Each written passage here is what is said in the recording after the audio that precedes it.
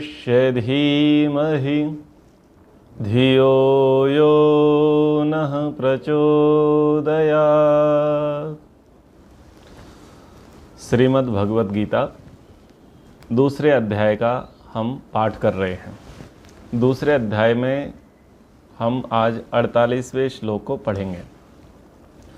पहले हमने 47वां श्लोक पढ़ा था। 47वां श्लोक प्रसिद्ध है। कर्मण्येवाधिकारस्ते मां फलेषु कदाचन मां कर्म फल हेतुर्भु मां ते संगोस्तु कर्मणि। सुना है ना? तो इस श्लोक पर पिछली कक्षा में व्याख्यान हुआ। आज का जो श्लोक है यानी जो 48वां श्लोक है वो भी प्रसिद्ध है। योगस्था कुरु कर्माणि संगा त्यक्त्वा धनंजया सिद्धया सिद्धयो समो भूत्वा समत्वम योग उच्यते। हाँ, ये पंक्ति आपको खूब याद है। समत्वम योग उच्यते सबको याद रहती है। तो पिछले श्लोक को और इस श्लोक को दोनों को साथ में लेकर के चलेंगे तो चीज़ें समझ में आ जाएंगी। पिछले श्लोक में आया था कि कर्मण्येवाधिकारस्ते मां फलेषु कदाचन। जिस प्रकार से तुम्हारा कर्म करने में अधिकार है उस प्रकार से फल देने और लेने में अधिकार नहीं है। आप ये सोचो कि मुझे फल चाहिए, ऐसा नहीं होगा। या फल देना चाहते हैं, वैसा भी नहीं होगा। क्योंकि फल देने का अधिकार उसको है जो आपसे अधिक योग्यता वाला है। लोग श्लोक का गलत अर्थ निकालते हैं कि तेरा कर्म में अधिकार है और फल में अधिकार नहीं है। और अगर किसी से कह दिया जाए कि भाई ठीक है काम करो लेकिन पगार मिलेगी नहीं मिलेगी तो विचार करेंगे, उस पर अधिकार नहीं तुम्हारा, तो बताओ काम करोगे? नहीं करेंगे। तो फल पहले दृष्टि में होना चाहिए कि इसका फल मिलेगा भी या नहीं मिलेगा। तो बात बहुत सरल है, लोगों ने टिपिकल बना दी। जिस प्रकार से हम कर्म करने में स्वतंत्र हैं और कर्म करने में हमारा अधिकार है, हम अपनी बुद्धि के अनुसार कर्म कर सकते हैं, लेकिन उस कर्म का फल हम ही भोग लें, हम अपने हाथ से कर्मों का फल ले लें, ऐसा संभव है क्या? नहीं है ना। तो ना तो लेने में अधिकार है कि खुद हम ले लें और ना ही देने में अधिकार है। क्या आप दूसरे को पूरा पूरा उसके कर्म का फल दे दोगे? नहीं दे सकते। तो वो लेने और देने का अधिकार आपका नहीं। जो आपसे सुपीरियर होगा, सीनियर होगा, वरिष्ठ होगा, जो आपके भूत भविष्य वर्तमान को जानता होगा, कर्म की प्रोसेस को जानता होगा, कर्म की भावना को जानता होगा, वो आपको कर्मों का फल देगा। ठीक है ना? तो वो सही न्याय है। तो ये बात कही कि कर्मण्येवाधिकारस्ते मां फलेषु कदाचन। आप कर्म करो, फल की चिंता मत करो। क्यों चिंता मत करो? जो कंपलसरी है ही उसके लिए क्या चिंता करना। चिंता वो करता है जिसे संशय होता है मिलेगा या नहीं मिलेगा। ठीक है? अर्जुन को संशय था कि केशव कह तो रहे हो कि युद्ध लड़ू, पर ये बताओ हम जीतेंगे कि वो जीतेंगे, हम मारे जाएंगे या वो मारे जाएंगे। उसको संशय था। तो इसलिए कृष्ण जी ने कहा मां फलेषु कदाचन, चिंता मत कर फल की, वो तो तेरा परमानेंट है, उसकी चिंता मत कर। ये बातें कही थी। तो अच्छा प्रसंग आया था। अगर नहीं सुना है तो वो पिछला प्रसंग सुन लेना। तो अब मैं इसमें थोड़ा एडिशनल ये बताना चाहता हूँ। कर्म जो है, कर्म के 3 प्रकार हैं, कृत, कारित और अनुमोदित। जितने गीता में नए विद्यार्थी हैं वो इस बात को ध्यान से सुनें। कृत का अर्थ है जिसको हम स्वयं करते हैं। कारित का अर्थ है जिसे हम स्वयं नहीं कर पाते हैं, अथवा हमारे पास समय नहीं होता, अथवा हमारा सामर्थ्य नहीं होता, तो हम उससे दूसरे से कराते हैं, कारित। और अनुमोदित क्या है? यानी समर्थन करना। ठीक है? तो जिस कर्म को आप स्वयं करेंगे वो कर्म अच्छा हो या बुरा हो, जैसा भी है, उस कर्म का एक्यूरेट 100% फल आपको मिलेगा। क्योंकि प्रथम कर्ता आप ही थे, इसलिए उसका फल आपको ही मिलेगा पूरा पूरा, उसमें कोई हिस्सेदारी नहीं है। लेकिन कारित में हिस्सेदारी है। आपने किया नहीं था, आपने क्या कहा? करवाया। तो दूसरे ने किया और उसके करने के पीछे आप थे। चाहे आपने फाइनेंशियली सपोर्ट किया हो, अन्य प्रकार से सपोर्ट किया हो, आप उसके पीछे बैक में खड़े हो कि नहीं चिंता मत कर मैं हूँ, तो आप उसे सपोर्ट दे रहे थे, दिलासा दे रहे थे, तो आप पीछे थे, तो उसमें आपका 50% मिलेगा। 50% 40% यानी उसमें आपकी हिस्सेदारी है, क्योंकि आपने करवाया है। और तीसरा है अनुमोदन। अनुमोदन तीसरी चीज़ है, ना तो आपने किया था ना आपने करवाया, जो हो रहा था उसके लिए आपने मौन स्वीकृति दे दी अथवा बातों से समर्थन कर दिया। जैसे आप यूपी से हैं तो पूछते हैं योगी जी कैसा काम कर रहे हैं, तो आप कहते हैं बढ़िया काम कर रहे हैं। आपसे पूछा जाए बुलडोजर कैसा चल रहा है, बोले बढ़िया चल रहा है, तो ये समर्थन है, यानी उस कार्य का आप समर्थन कर रहे हैं। तो ऐसा ही ये कहा गया कृत, कारित और अनुमोदित। तो समर्थन में परसेंटेज कम हो जाएगा, करोगे तो 100% मिलेगा, करवाओगे तो परसेंट कट जाएगा, हाफ हो जाएगा। और जब आप समर्थन करोगे तो उसका 10%, 5%, 20% ऐसा मिलेगा, क्योंकि आप समर्थक थे। तो ये 3 प्रकार के कर्म होते हैं, इनको समझना चाहिए। आप झूठ बोलते हैं अथवा आप सत्य बोलते हैं। झूठ बोलना भी कर्म है और सत्य बोलना भी कर्म है, यहाँ वाणी का कर्म हो रहा है। आप बोलते हैं तो उसका 100% फल आपको ही मिलेगा, झूठ बोला तो, सत्य बोला तो। और आपसे किसी ने पूछा कि भाई मैं क्या करूं, वो आया है फ़ोन, उसे क्या कह दूं? तुमने कहा ऐसा है, उसको बोल दो हम घर पे नहीं हैं। आपने फ़ोन नहीं उठाया, दूसरे को बोला ठीक है बोल दो घर पे नहीं हो, तो आपने तो झूठ नहीं बोला। और दूसरे से क्या कह दिया कि तुम झूठ बोल दो, तो एक कारित हुआ या नहीं? तो उसमें उसने किसके कारण से बोला? आपके कारण से बोला। तो वो था शेयरिंग। आपने प्रत्यक्ष झूठ नहीं बोला, लेकिन दूसरे से झूठ बुलवा दिया। तीसरा क्या था? किसी व्यक्ति ने आपके सामने फोन पर बात की, उसको फोन आया, कहाँ पर हो? उसने कहा बस रास्ते में हूँ। और वो आपके साथ वाला था, उसने क्या कहा? बस रास्ते में हूँ। आपको पता था कहाँ खड़ा है वो? अपने साथ घर में खड़ा है। तो आपने उसे टोका नहीं, रोका नहीं। अच्छा बात हो गई, आपने देख लिया बात हो गई, ठीक है चलो। यानी आपने उसे रोका नहीं, टोका नहीं, एक प्रकार से उसके झूठ बोलने में आपने उसका समर्थन कर दिया। इस व्यवहार का बड़ा ध्यान रखना आप सब लोग। हाँ, ये आप समर्थन कर रहे हैं उसके झूठ बोलने में, बिना बोले। आपके सामने ही किया ना, नहीं तो आप डांट देते। डिपेंड करता है कि आप कौन हो। समर्थन में डिपेंड करता है, आप भाई हो, उसके रिलेटिव हो, आप उसे समझाने में समर्थ हो, दंड देने में समर्थ हो। और समर्थ व्यक्ति के सामने अगर वो कर रहा है तो इसका अर्थ है कि आप समर्थन कर रहे हैं। ठीक है, आप पिता हैं, माताएं हैं, आपके आगे बच्चे अपने टीचर से, अपने किसी और से झूठ बोलें कि मेरा पेट खराब है, मैं स्कूल नहीं जा सकता, कोचिंग नहीं जा सकता, ये वो, तो आप चुप रह गए, तो इसका अर्थ क्या हुआ कि उसके झूठ बोलने में आपका समर्थन था। आपका ही बच्चा था, आपके बच्चे ने आपके सामने दूसरे से झूठ बोला, आपने उसको डांटा नहीं, उसका मन और बढ़ जाएगा। हाँ, वो झूठ बोलने में वो आगे बढ़ गया, क्योंकि उसे किसी और से सर्टिफिकेट लेने की आवश्यकता ही नहीं है। जब वो माता पिता के आगे दिल खोल करके झूठ बोल रहा है, तो फिर आगे किसी से सर्टिफिकेट लेने की आवश्यकता है क्या? तो समर्थन हुआ कि नहीं? इस बात को बड़ा ध्यान रखें, ये बहुत होता है। अपनी मित्र मंडली होती है, परिवार के लोग होते हैं, सब होते हैं। तो इस सरल अर्थों में कृत, कारित, अनुमोदित समझें। ठीक है ना? आपने कहा कि भाई मांसाहार नहीं करना, अथवा आपने कहा कि कर लो, तो वो जो करेंगे वो आप स्वयं करेंगे। दूसरे से कहा कि ठीक है भाई मुझे तो नहीं करना पर तू कर ले, ले पैसे। आपने कहा कि मैं तो वेजिटेरियन हूँ, प्योर वेजिटेरियन हूँ, मैं तो नहीं खाता, तेरी इच्छा तो तू खा ले, पैसे नहीं है तो ये ले। तो आपने उसे पैसे दे दिए ना, करा दिए ना। आप मांसाहारी थे नहीं, लेकिन बोलो मांसाहार में आप हेल्पर हुए या नहीं? हो गए। तो बड़ी बारीकी से कृत, कारित, अनुमोदित आपको समझना पड़ेगा।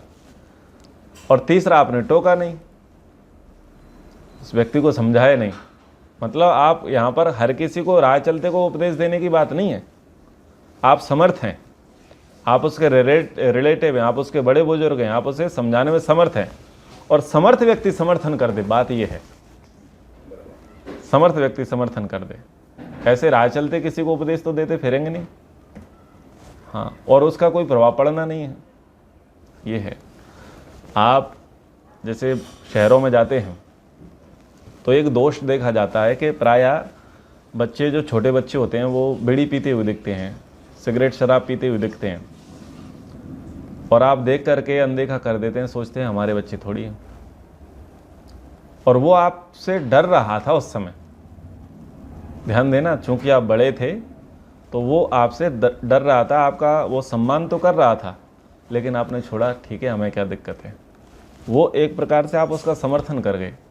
आप उसे डांट देते तो अच्छी बात होती, क्योंकि उसने सामने से ऑफर किया इस बात का, उसने अपनी ऐसी बॉडी लैंग्वेज दिखाई कि मैं आपका सम्मान करता हूँ, आपसे डर रहा हूँ। एक बहुत भयंकर विकृति है जो मैं कहना चाहूँगा कि जब हम जाते हैं, पार्कों में जाते हैं, घूमने जाते हैं, तो प्रायः युवक युवतियाँ अपन को मिलते हैं। हम सोचते हैं कौन सी हमारे घर की है, बाहर की है, मोहल्ले की है, परिचय की है, जो है करने दो, ठीक है।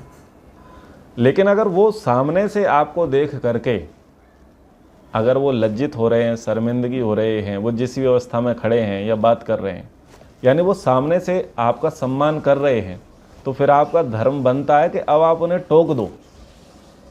बहुत बारीकी चीज़ें, ऐसा नहीं है कि आप बजरंगी बन के चले आओ टुकाई करने, वो काम उनके माता पिता का है, गुरुजनों का है, समझाने का है। लेकिन वहाँ पर आपको क्या समझना है कि वो सामने से वेलकम कर रहे थे, वो आपसे डर रहे थे। जो डर नहीं रहा है उसका तो भगवान मालिक है। पर बहुत बारीकी चीज़ है कि आप कहाँ पर व्यक्ति को समझा सकते हैं और कहाँ पर नहीं समझा सकते। वो सामने से आपका वेलकम कर रहा था, आपसे शर्मिंदा हो रहा था, डर रहा था, आपसे झिझक रहा था, तो फिर आपका धर्म बनता है कि नहीं बेटा, गलत बात, ये चीज़ें ठीक नहीं है। तो जिस भी तरीके से आप समझा सकते हैं वो समझा दो। तो ये है अनुमोदन। ये सारा संक्रमण जो समाज में हो रहा है उसका कारण क्या है? अनुमोदन का कारण।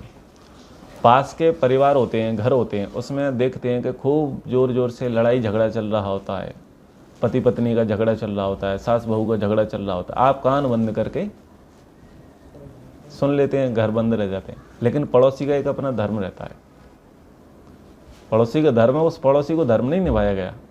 सारे मोहल्ले वाले वहीं बैठ जाओ उसके दरवाजे पर चौपाल लगा करके, जब तक मामले को नहीं निपटाओगे, जब तक माफ़ी नहीं मांगोगे और जब तक ये तुम गड़बड़ घोटाले बंद नहीं करोगे, तब तक हम पूरे मोहल्ले वाले आपके घर से बाहर नहीं जाएंगे। सुधर जाओ। एक बार ऐसा प्रयास कर दिया तो बताओ किसी भी परिवार में, घर में ऐसे जोर जोर से घरेलू हिंसा, झगड़े होंगे? नहीं होंगे, क्योंकि हम ही उनको आश्रय दे देते हैं, फ्री हैंड कर देते हैं कि हम इंटरफेयर नहीं करेंगे। तो कुछ भी होता रहता है। परिणाम ये निकलता है कि बुजुर्ग लोग होते हैं और वो सड़ते रह जाते हैं, उनकी कोई सुनता नहीं है। घरेलू हिंसाएं बहुत होती रहती हैं, बुजुर्गों के साथ भी होती हैं, बच्चों के साथ भी होती हैं, बहुओं के साथ भी होती हैं। क्यों? पड़ोसियों के कारण। पड़ोसी वहाँ निष्क्रिय हैं, उनको लगता है कि हमें क्या करना। और इसी भाव ने तो क्या किया, भारत को गुलाम कराया कि हमें क्या करना। तो ये अनुमोदन चीज जो है ना, वो बड़ी विचित्र है।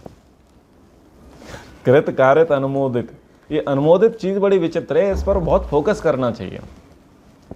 प्रायः हम अपना पल्ला झाड़ लेते हैं, साफ कर लेते हैं, हम कौन से कर रहे हैं, दूसरा करता है, करते रहे। हाँ भाई, देख लो, परिस्थितियों को समझो। तो ये है कृत कार्यत अनुमोदित, ये कर्म को समझना चाहिए।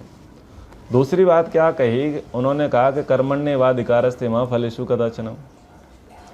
तो एक तो होता है कर्म, एक होता है कर्म का फल, एक होता है कर्म का परिणाम, और एक होता है कर्म का प्रभाव। ये तीनों चीज़ें अलग अलग हैं। लोग परिणाम को, प्रभाव को, फल को एक कर देते हैं, इसलिए गड़बड़ हो जाती है। इस श्लोक का गलत अर्थ ऐसे ही निकाल दिया जाता है। कर्म का फल तो पक्का है, लेकिन लोग फल को परिणाम से रिलेट कर लेते हैं। ये बड़ी बात है। परिणाम अलग चीज है और फल अलग चीज है। लोग परिणाम को फल मान लेते हैं। हाँ आ जाएगा। और बता देता हूँ, जैसे एक टीचर हैं, टीचर स्कूल में पढ़ाता है, उसको सरकार ने नियुक्त कर रखा है, तो उसको बोला कि तुम मैथ के टीचर हो, इंग्लिश के टीचर हो, जो भी, तो उसकी सैलरी उसका कर्म का फल है, क्योंकि वो उसी के लिए नियुक्त है, उसके कर्म का फल वो सैलरी है। लेकिन बच्चे जो पढ़ रहे हैं और पढ़ करके कितनों को वो बातें समझ में आएंगी, कितनों को नहीं आएंगी, कितने पास होंगे, कितने फेल होंगे, वो उसका परिणाम है। यानी जो रिजल्ट आएगा ना, वो क्या है? परिणाम है। और प्रभाव क्या होगा कि वो अच्छा पढ़ाते हैं या बुरा पढ़ाते हैं, उनकी भाषा कठिन है या सरल है, उसके दृष्टांत अच्छे हैं या सिर से ऊपर जाते हैं। यानी प्रभाव, वक्ता का प्रभाव आ गया समझ में। तो यहाँ पर भी जैसे जितनों को हम महाभारत पढ़ाते हैं, मनुस्मृति पढ़ाते हैं, उपनिषद पढ़ाते हैं, वेद दर्शन आदि जो भी पढ़ाते हैं, जितने भी लोग पढ़ाते हैं, मेरे पढ़ाने का फल कौन देगा? पढ़ा क्या रहा हूँ? धर्मशास्त्र, धर्मशास्त्र पढ़ा रहा हूँ, तो इसका फल कौन देगा? इसका फल देगा परमात्मा। लोगों को प्राथमिकता को ध्यान में रखते हुए नहीं पढ़ाया जा रहा। ऋषि ऋण है, 3 ऋण है ना, पितृ ऋण, ऋषि ऋण, देव ऋण। तो हमको गुरुजी ने, आचार्य जी ने, सन्यासी महाराजों ने पढ़ाया, सिखाया, तो उनका कर्ज है हम पर, तो हम उस कर्ज को उतार रहे हैं पढ़ा करके, तो वो तो गया ऋषि ऋण। दूसरा हमारा कर्तव्य है, हम ब्राह्मण हैं, हमारा कार्य है अध्यापन कराना, अध्ययन करना कार्य है, तो मैं उस धर्म को निभा रहा हूँ। तो ये कर्म शुभ है या अशुभ है? शुभ है। सकाम और निष्काम अलग चीज हो जाएगी। अभी ये शुभ है। सकाम का अर्थ ये है कि भाई फीस मिलेगी, प्रसिद्धि मिलेगी, तो हो जाएगा सकाम। और भाव ये रहा करना, हमें तो समाज कल्याण की भावना है, लोग सुधरें, पारिवारिक एकता हो, लोगों के अंदर सद्बुद्धि आए, और इसी के माध्यम से हम परमात्मा को प्राप्त करें। यानी हमारी व्यक्तिगत कोई इसमें अभिलाषा नहीं है। ईश्वर को ध्यान में रखते हुए, ईश्वर को लक्ष्य में रखते हुए जब किया जाएगा, तो वो कर्म कौन सा हो गया? निष्काम।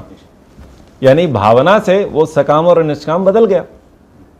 अगर ऐक्षणाओं की पूर्ति करना है तो वो क्या हो जाएगा? कर्म सकाम कर्म। लेकिन ऐक्षणाओं की पूर्ति ना होकर के भाव क्या है? परमार्थ, परोपकार और ईश्वर की प्राप्ति, तो वो क्या हो जाएगा? निष्काम। अब इस कर्म का फल कौन देगा? पढ़ने वाले देंगे क्या? इस कर्म का फल देगा परमात्मा। तो जो कर्म करूंगा उस कर्म का फल कौन देगा? परमात्मा। अब आप सोचो कि गुरुजी हम तो आपको दक्षिणा देते हैं, देते हो कि नहीं देते? देते हैं। वो दक्षिणा मेरे कर्म का फल नहीं है। तो कर्म करो, कर्म का फल तुम्हें पक्का मिलेगा।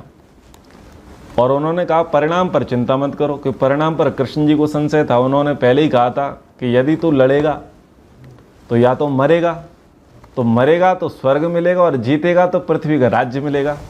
डाउट था या नहीं? तो परिणाम तो कुछ भी आ सकता है, या तो तुम्हारी तरफ के मर सकते हैं, या सामने वाले मर सकते हैं, या तो वो जीत सकते हैं अथवा तुम जीत सकते हो। परिणाम युद्ध है, युद्ध का परिणाम कुछ भी है। लेकिन चूंकि तू क्षत्रिय है, क्षत्रिय का धर्म है युद्ध करना, तो जिस भावना से, जिस समर्पण के साथ तू कर्म करेगा, लड़ेगा, उसका फल अलग है, उसका फल अलग है। तो चीजें बड़े बारीकी से समझनी होती हैं। तो आज मैंने ये चीजें इसमें जोड़ी, कृत कारित अनुमोदित, कर्म का फल, कर्म का परिणाम और कर्म का प्रभाव। अब यहां पर कहा योगस्थः कुरु कर्माणि संगा त्यक्त्वा धनंजयः सिद्धया सिद्धयो समो भूत्वा समत्वम योग उच्यते। तो सबसे पहले शब्द आया योगस्थ, यानी योग में स्थित हो जा। अब योग अलग अलग प्रकार के अर्थ निकल के आते हैं। योगा समाधि, समाधि को योग कहते हैं, ठीक है। अष्टांग योग में जो आगे बढ़ते हैं, यम नियम आसन प्राणायाम प्रत्याहार धारणा ध्यान समाधि, उसको भी 8 प्रकार का योग कहा गया है। योग मेल को भी कहा गया है, योग सिद्धि को भी कहा गया है। और आजकल तो फूफा को भी लोगों ने योग बना दिया ना, इधर पीछे पैर करो, आगे पैर करो, और श्वास को इधर करो उधर करो, पेट को भीतर करो बाहर करो। लोगों ने उसको योग कह दिया, पर थोड़ा उन्होंने सुधार लिया, उसको योगा बना दिया, थोड़ा सुधार कर लिया, योगा बना दिया। पर उसको फूंपा आसन व्यायाम ही मानना चाहिए, श्वसन क्रिया मानना चाहिए, योग नहीं कहना चाहिए। खैर, तो यहां का योगस्थ कुरु कर्माणि, कुरु यानी कर्म, क्या कुरु यानी कर, क्या कर्म, कौन कर, धनंजय, हे धन को जीतने वाले। धनंजय सबसे ज्यादा युद्ध लड़ने वाला अर्जुन था, और युद्धों में अधिकतर रिजल्ट क्या आते थे, विजय के। तो विजय होगा तो धन किसके पास आएगा, जो विजय प्राप्त करेगा। तो सबसे ज्यादा कमाऊ पुत अर्जुन था, सबसे ज्यादा धनों को, संपत्तियों को अर्जित करने वाला अर्जुन था, क्योंकि वही नेता था युद्ध में, बहुत विचित्र प्रकार से युद्ध लड़ता था, इसलिए उसका नाम पड़ा था धनंजय। तो एक एक शब्द बड़े मजेदार हैं कि योगस्था कुरु कर्माणि, तो योगस्थ होकर के कर्म कर। डिपेंड करता है कि आप किस मनोदशा से कर्म कर रहे हैं। वो योगस्थ होकर के कर्म नहीं कर रहा था। कौन, अर्जुन। उसको संग दोष लग गया था, वो मनस्थ हो गया था, वो परिवारस्थ हो गया था, वो मोहस्थ हो गया था। एक तो योग है और दूसरा स्थ, और स्था से ही बना स्टे। स्थ शब्द है, उसी से बना स्टे। स्टे यानी ठहरना, और स्था का अर्थ है स्थित रहना। तो स्थित रहना, ठहरना किस में, योग में। तो वो योग में स्थित नहीं था, वो मोह में स्थित था, मोहस्थ। उसको क्या लग रहा था, अच्छा पितामह भीष्म पर बाण चलाऊंगा, अच्छा गुरु द्रोणाचार्य पर बाण चलाऊंगा, अच्छा ससुर पर, मामा पर, भाइयों पर, भतीजों पर, भाइयों पर। उसको सारे रिश्ते नाते दिख रहे थे। तो मोहस्था कुरु कर्माणि चल रहा था उसका, वो मोह में था। डिपेंड करता है कि आप किसी कर्म को करते हैं तो आपकी मानसिकता क्या है, वो बहुत बड़ी महत्वपूर्ण होती है। किस मेंटलिटी को लेकर के आप कर्म करना चाहते हैं वो मुख्य है, वो डिसाइड करेगी कि आपका अचीवमेंट कैसा होगा। यदि आप रागी हैं, रागस्थ, तो उसका अलग प्रभाव मिले। क्रोधस्थ, क्रोध में स्थित हैं, तो उसका अलग रिजल्ट निकले। कामस्थ, काम से प्रभावित होकर के कर रहे हैं तो उसके अलग रिजल्ट मिलेंगे। यानी आप किस विचारधारा से ओत प्रोत होकर के उस काम को कर रहे हैं। अब लोग परिवारस्थ काम करते हैं, इसलिए समाजस्थ और राष्ट्रस्थ उनको समझ में नहीं आता। उनका दायरा परिवार से शुरू होकर के परिवार पर समाप्त हो जाता है। लेकिन जिनका समाजस्थ होता है वो परिवार से भी ऊपर निकल करके बहुत सारे परिवारों के विषय में सोचते हैं। जिनका और बड़ा दृष्टिकोण होता है वो राष्ट्रस्थ, यानी राष्ट्र पर ध्यान रख करके, राष्ट्र को इंगित करते हुए वो सोचते हैं। तो जिसका बुद्धि का लेवल जितना बड़ा है वो उतने बड़े प्लेटफॉर्म पे खड़ा है। तो उसकी समस्या यही थी। अर्जुन था तो योद्धा, वीर था, और कई लड़ाइयां लड़ी थी, ऐसा नहीं था कि वो कायर हो, पर कंडीशन ये आ गई थी, अभी तक वो मोह ही नहीं था किसी भी फील्ड में, पर यहां आकर के वो मोह में आ गया। जब व्यक्ति मोह में पड़ जाएगा तो उसको सदा संशय रहेगा, डाउट रहेगा, उसको समझ में नहीं आएगा करूं या नहीं करूं, जाऊं या नहीं जाऊं। तो कॉन्फिडेंस लेवल आपका इसी बात पर देखा जाएगा कि आप कहां पर खड़े हैं, आपका एटीट्यूड क्या है। तो यहां पर कृष्ण जी उसको प्लेटफॉर्म प्रोवाइड करा रहे हैं कि पहले तो योगस्थ हो जा, योग में स्थित हो जा। और कैसे योग में, बोले समत्वम, समत्व में स्थित हो जा। योग को अंतिम पंक्ति में क्या कहा, समत्वम योग उच्यते, समत्व हो जा। किसमें, सिद्धया सिद्धयो, जितनी सिद्धि होगी और जितनी असिद्धि होगी, यानी जितनी प्राप्ति होंगी और जितनी प्राप्ति नहीं होंगी, तो ना तो प्राप्ति से प्रभावित होना, ना अप्राप्ति से प्रभावित होना। कितना मिल गया तो उससे प्रभावित नहीं, और कितना छूट गया उससे प्रभावित नहीं, इसको समत्व कहा। तो ध्यान से सुनिए, बहुत मजेदार है, बहुत सारगर्भित प्रसंग है। योगस्था कुरु कर्माणि, योग में स्थित होकर के कर्मों को कर। और उन्होंने क्या बताया, निषेध, कि संगा त्यक्त्वा धनंजया, हे धनंजय, हे धन को जीतने वाले, वो जितने तूने धन जीते वो सब संग दोष के कारण जीते, लेकिन यहां पर तू संग दोष छोड़ दे। संगा त्यक्त्वा धनंजय, ये संग को छोड़ दे कि भीख मांग लेंगे पर गुरुजनों को, नहीं मारेंगे। राज्य अगर परिवार वालों के खून से सना हुआ मिला तो क्या मतलब है? तो आप मोह में पड़ गए हो, राग में पड़ गए हो, आसक्ति में पड़ गए हो। संग दोष बुरा होता है। कोई व्यक्ति कर्म करना चाहे लेकिन उसको संग दोष है तो सोच लो उसकी दुर्गति होगी। कभी कभी आपके जीवन में ऐसे कई प्रसंग आए होंगे कि किसी का संग लग गया हो और आप बिजनेस में हाथ बटारे हो और वहां योगस्थ ना होकर के मोहस्थ, मित्रस्थ, रागस्थ, कामस्थ, यानी किसी विचारधारा को लेकर के भाई मेरा दोस्त है या मेरा इससे कुछ पर्सनल अटैचमेंट है, राग है या कोई चीज़ है, तो उसमें स्थित होकर के उसके संग में जाकर के कर्म किया होगा तो उसका परिणाम अच्छे नहीं निकले होंगे। आ गया ना? यानी हम योग में स्थित नहीं थे, हम संग दोष में थे, मोह में, किसी अन्य चीज में, अन्य प्रकार की विचारधारा से प्रभावित होकर के उसके संग में पड़े थे। तो कई माता पिता कहते हैं कि देखो उसकी संगति मत कर, वो तेरा पैसा डुबा देगा, उससे दोस्ती छोड़ दे।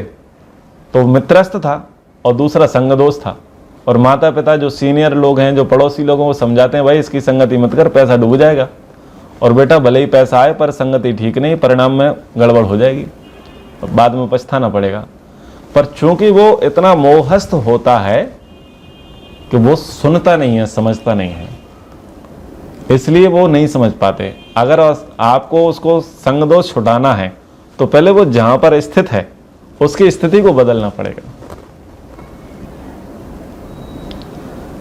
स्थिति को बदलना पड़ेगा।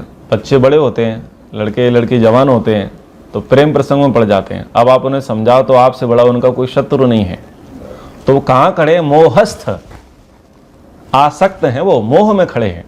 और वहां से आप उन्हें उपदेश दो और उसको बोलो कि संग छोड़ दो।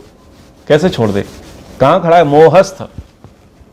माखी गुड़ में गड़े रहे, पंख रहे लिपटाए, हाथ मले और सिर धुने, लालच बुरी बलाए। यानी खड़ा कहां था?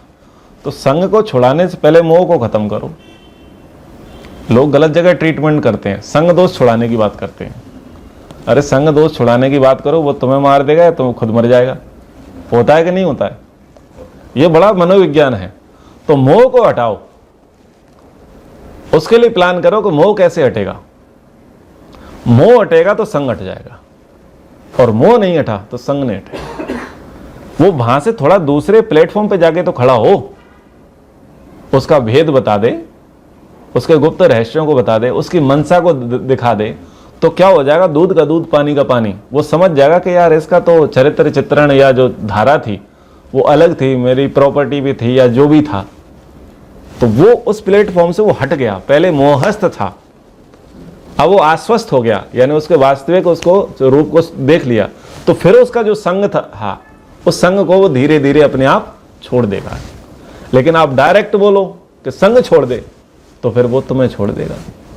फिर वो बोलेगा हमने घर छोड़ा है, रस्मों को तोड़ा है, दूर कहीं जाएंगे नहीं दुनिया बसाएंगे। समझ में आ रहा है ना? देखो कितनी बड़ी साइकोलॉजी है। हाँ, तो वहां पर अर्जुन को कहा जा रहा है योगस्थ कुरु कर्माणि। पहले योग में स्थित हो जा, फिर कर्मों को कर, और फिर क्या कर? संगा त्यक्त्वा धनंजया। हे धनंजय, हे धन को जीतने वाले, बहुत जीत लिए, पर अब संग दोष को छोड़ दे। ये तुझे जो संग लग गए ना, तुझे अभी ये सब प्यारे लग रहे हैं, तुझे मामा याद आ रहे हैं, रिश्तेदार याद आ रहे हैं, उस समय कब याद नहीं आ रहे थे तुझे? याद पितामह भीष्म, जब द्रौपदी का अपमान हो रहा था उस समय तुझे याद नहीं आ रहा था?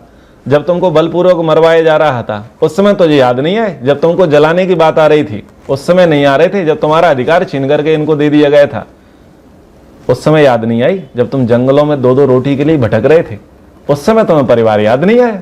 उस समय नाते रिश्तेदार याद नहीं आए? आज तुम्हें याद आ रहे हैं। ये संग दोष को छोड़ दे। योगस्था कुरु कर्माणि संगा त्यक्त्वा धनंजया। और दूसरी बात, सिद्ध्या सिद्ध्यो समो भूत्वा। इसको दूसरे तरीके से कहा। पहले वो समझ, उसको कंफ्यूजन था कि हम जीतेंगे या वो जीतेंगे, वो हमें मार देंगे या हम उनको मार देंगे, यानी युद्ध के परिणाम के विषय में संशय था उसको। तो यहां पर दूसरे तरीके से कहा कि सिद्ध्या सिद्ध्यो समो भूत्वा। जो भी सिद्धि हो या असिद्धि हो उसमें सम हो करके, यानी प्राप्ति हो तो ठीक, नहीं हो तो ठीक, हम अपना काम करेंगे। तो किसी भी व्यक्ति को काम करना है तो एकनिष्ठ होकर के, दृढ़ संकल्पित होकर के करना चाहिए, योगस्थ होकर के। योग यानी प्राप्ति का उद्देश्य लेकर के चलना चाहिए। अपने कर्म को फोकस करना चाहिए कि मैं अपने कर्म में 100% अपना दूंगा। मेरा कर्म शास्त्र से, तर्क से, व्यवहार से सिद्ध है। मैं जिस लाइन पर चल रहा हूं उसके लिए शास्त्र भी अनुमोदित करता है, व्यवहार भी अनुमोदित करता है, और मैं लॉजिक लगाऊं तो भी वो अनुमोदित करता है, यानी समर्थन करता है। तो मुझे डाउट नहीं अपने कर्म में, इसलिए मैं अपने कर्म में स्थित हूं, योगस्था। तो मैं उसको आधार पर बना करके कर्म करूंगा। लेकिन ये नहीं सोचूंगा, अगर आपको डाउट रहे कि मिलेगा या नहीं मिलेगा, होगा या नहीं होगा, तो वो सिद्धि और असिद्धि पर फोकस होगा, तो आपका योग ठहरेगा नहीं। ये बात है। अगर आपकी बुद्धि इसमें रहेगी मिलेगा, तो मिलेगा तो क्या होगा, आप योग को छोड़ दोगे, आप योग को छोड़ दोगे। और नहीं मिला तो आप पंखा पकड़ लोगे। पंखा पकड़ना समझ में आ गया? इनको तो समझ में आ गया। दुपट्टा लेंगे और फिर लड़ाई शुरू होगी। अपने गले में दुपट्टा एक दूसरा दुपट्टा पंखे के गले में, फिर दोनों की लड़ाई होगी, देखे कौन जीतेगा। तो अंत में लटकने वाला लटक जाएगा। क्यों?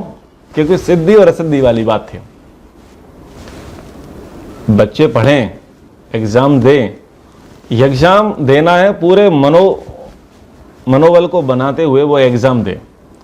आपने देखा कंपनी अच्छी है, प्रॉफिट है, पिछला बैकग्राउंड अच्छा है, ठीक है, काम भी अच्छा है, इससे समाज को अच्छा आउटपुट मिलेगा, राष्ट्र का कल्याण होगा, पर्यावरण का दोहन नहीं होगा, और करना चाहिए। आपने उसको जांच लिया तो उसमें आप योगस्थ हो गए, यानी आप उस कर्म में आपने फोकस कर लिया।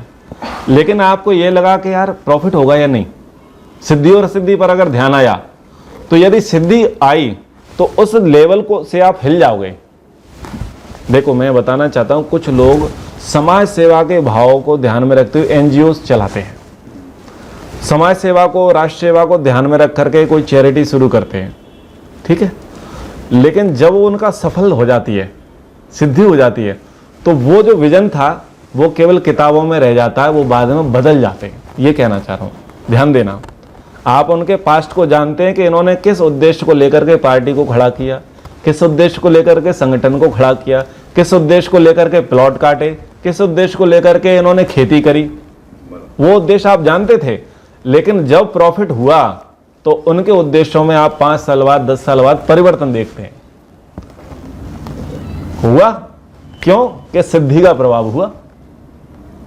सिद्धि यानी जो प्रॉफिट हुआ उसका प्रभाव पड़ा, इसलिए वो उसके जो मूल सिद्धांत थे उससे वो हिल गया। और जब असिद्धि हुई तो वो घबरा गया, हार्ट फेल हो गया, वो मर गया, या पागलपंती देने लग गया, अथवा उस घाटे को निवारने के लिए वो दूसरे गलत कामों में लग गया। तो वो सिद्धि असिद्धि इतनी घातक है। आप तो अपना काम करो, मैं अपना 100% दूंगा। यदि इसमें सफलता हो गई तो भगवान की कृपा, नहीं हुई तो भगवान की कृपा, कोई बात नहीं, करूंगा, दोबारा कर लूंगा। तो उससे क्या होगा, आप उससे प्रभावित नहीं होंगे। ये बात है कि लोग प्रभावित होते हैं और बदल जाते हैं। आप ऐसे कई लोगों को जानते होंगे जिन्होंने बहुत अच्छे उद्देश्यों को लेकर के काम आरंभ करे होंगे और बाद में जाकर के उनके उद्देश्य बदल जाते हैं। हाँ, हम भी सब उन्हीं में से एक हैं।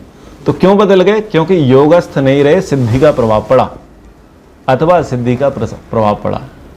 इसलिए कहा सिद्धिया सिद्धियो समो भूत्वा।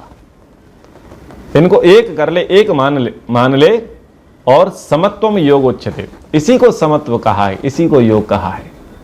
यानी कर्म को समत्व दृष्टि से कर, उसका लाभ आए तो प्रभावित नहीं होना, हाँ हानि हो तब भी प्रभावित नहीं होना। आप ये देखना कि मेरा कर्म सही था।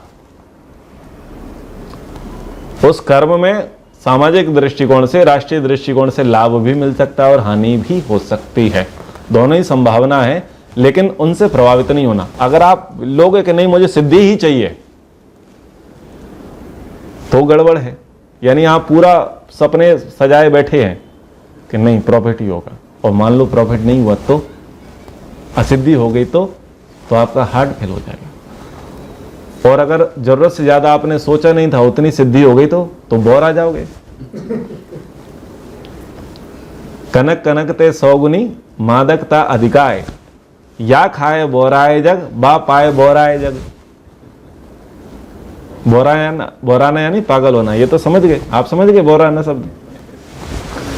बता देता हूं, छंद है कनक कनकते सौगुनी। कनक धतूरा को भी बोलते हैं और कनक सोना को भी बोलते हैं। तो कनक कनकते सौगुनी मादकता अधिकाय, मादकता यानी नशा। तो जब वो कनक बढ़े, चाहे सोना बढ़े चाहे धतूरा बढ़े, तो उसके दोनों से मद बढ़ जाएगा। या तो धतूरे का नशा बढ़ेगा या धन का नशा बढ़ेगा। सोने का नशा कम था तो सब बैलेंस में था, लेकिन जब उसका लेवल हाई हुआ तो हाँ, वो एक गीत शुरू हुआ, किसी को हुस्न का गुरूर किसी को जवानी का नशा, यानी बढ़ गया ना। तो वो नशा बढ़ा, तो या खाए बोराए जग। किसी ने खाया धतूरा तो बोरा गया, पगला गया। और किसी को मिल गया या पाए बोराए जग, किसी को मिल गया तो वो पगला जाएगा। हाँ, तो ये था धतूरा और सोने की कहानी। कनक कनकते सौगुनी मादकता अधिकाय। तो यहाँ इतनी बड़ी अच्छी बात कही है कि योगस्था कुरु कर्माणि संगा त्यक्त्वा धनंजया सिद्धयो सिद्धयो समो भूत्वा समत्वम योग उच्यते। इसी को समत्व कहते हैं, यानी योग को समत्व भाव से कर।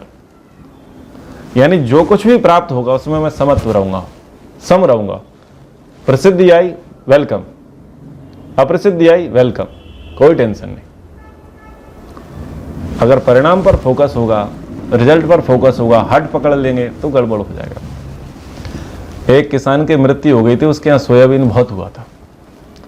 इतना सोयाबीन हुआ कि उसके गांव में सोयाबीन हुआ, अन्यों के यहाँ नहीं हुआ। तो कट्टा भर करके पैसा आया उसके पास, और वो टपरिया में रहता था, झोपड़ी में। उसको समझ में नहीं आया, इतना पैसा उसके अपने जीवन में कभी नहीं देखा था। वो पैसा देख करके ही मर गया था। या पाए बोराए जग, सिद्धि को जरूरत से ज्यादा हो गई।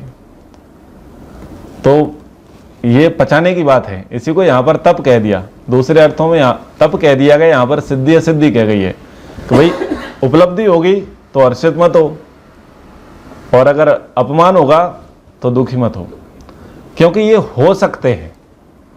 रिजल्ट आपके पक्ष में भी आ सकता है और आपके विपक्ष में भी आ सकता है। आप चुनाव लड़ो, पूरे मनोयोग से चुनाव लड़ो, अच्छे उद्देश्यों को लेकर के चुनाव लड़ो। अगर चुनाव में तुम्हारी जीत हो जाए तो वोटर के आगे पगला मत जाना, ठीक है। और हार हो जाए तो दुखी मत हो जाना, शराब के गंध में मत डूब जाना। यदि जीत हो जाए तो शांति से काम करते ही रहना, और हार हो जाए तब भी काम करते रहना। नेता लोग क्या करते हैं कि जीत गए तो काम करेंगे और हारेंगे तो उस क्षेत्र में जाएंगे ही नहीं। तो आपका धर्म है सेवा करना, योगस्था कुरु कर्माणि। हे विधायक, हे पार्षद, हे मंत्री, तुम चुनाव लड़ो। चुनाव क्यों लड़ो? समाज सेवा के उद्देश्य से। तो तुम्हें समाज सेवा करनी है, चाहे जीतो चाहे हारो। जीतो तब भी करनी है और हारो तब भी करनी है। जीतोगे तो ज्यादा पुरुषार्थ से कर लोगे और हारोगे तो कम साधनों से करोगे। तो वो सेवा करने वाला भाव नहीं छूटना चाहिए। ये था समत्व योग उच्यते। आगे समझ में? लोग यही गड़बड़ करते हैं कि जीतेंगे तो जीत में इतने हो जाएंगे वो मद। अच्छा, तुमने वोट दिया था क्या? बोले ठीक है, हमने 3 महीने बहुत तुम्हारे हाथ पैर जोड़े, अब तुम थोड़ा 5 साल हमारे जोड़ो, फिर अगले 5वें वर्ष हम तुम्हें देखेंगे। तो बोरा जाता है, और हार गया तब भी वो मुंह नहीं दिखाता, मुंह काला करवा लेता है। ऐसा नहीं। ये इसका अर्थ क्या था? आपका उद्देश्य समाज सेवा नहीं था।